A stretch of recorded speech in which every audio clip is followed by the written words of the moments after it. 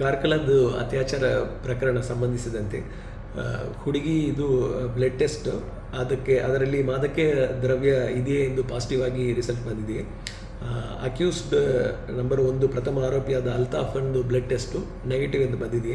ಮತ್ತು beer bottle ತಂದು ಕೊಟ್ಟಿರುವ ಎಂದು ಹೇಳುವ A2 ಆರೋಪಿ ಝೇವಿಯರ್ ರಿಚರ್ಡು ಅವನದು ಬ್ಲಡ್ ಟೆಸ್ಟ್ನಲ್ಲಿ ಮಾದಕ ದ್ರವ್ಯ ಇಲ್ಲ ಎಂದು ಬಂದಿದೆ. ಇದರ ಸಲುವಾಗಿ ವಿಕ್ಟಿಮ್ ಬ್ಲಡ್ ಟೆಸ್ಟ್ನಲ್ಲಿ ಡ್ರಗ್ ಪಾಸಿಟಿವ್ ಬಂದಿದೆಯೇ ಎಂದು, ಮಾದಕ ದ್ರವ್ಯ ಪಾಸಿಟಿವ್ ಬಂದಿದೆಯೇ ಎಂದು ನಿನ್ನೆ A1 ಅನ್ನು 4 ದಿವಸ ಆರೋಪಿ ಕಸ್ಟಡಿಗೆ ತಗೊಂಡು ಎನ್ಕ್ವೈರಿ ಮಾಡಿದ್ದಾಗ ಅವನು ಗಾಡಿನಲ್ಲಿ ಇದ್ದ ಒಂದು ಪುಡಿಯನ್ನು ತೋರಿಸಿ ಇದನ್ನೇ ಹುಡುಗಿ ತಗೊಂಡಿದ್ದು ಎಂದು ತೋರಿಸಿದ್ದಾನೆ.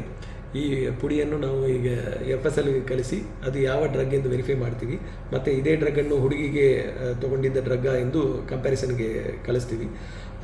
ಇದರ ಸಲುವಾಗಿ ಕಾರ್ಕಳ ಟೌನ್ ಪೊಲೀಸ್ ಸ್ಟೇಷನ್ನಲ್ಲಿ ಸೆಪರೇಟ್ ಪ್ರಕರಣ ಒಂದು ದಾಖಲಾಗಿದೆಯೇ.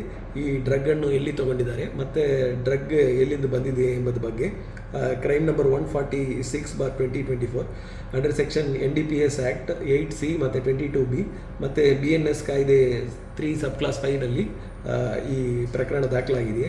ಈ ಪ್ರಕರಣದಲ್ಲಿ ಮುಂದೆ ಈ ಡ್ರಗ್ ಎಲ್ಲಿಂದ ಬಂದಿದೆ ಎಂಬುದ್ರ ಬಗ್ಗೆ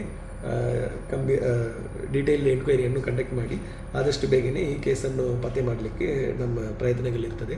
ಮತ್ತು ಈಗಾಗಲೇ ಹುಡುಗಿಯದು ಸ್ಥಿತಿ ಅವರು ಜಡ್ಜ್ ಮುಂದೆ ಹೇಳಿಕೆ ಕೊಡೋದು ಇನ್ನು ಪೆಂಡಿಂಗ್ ಇದೆಯೇ.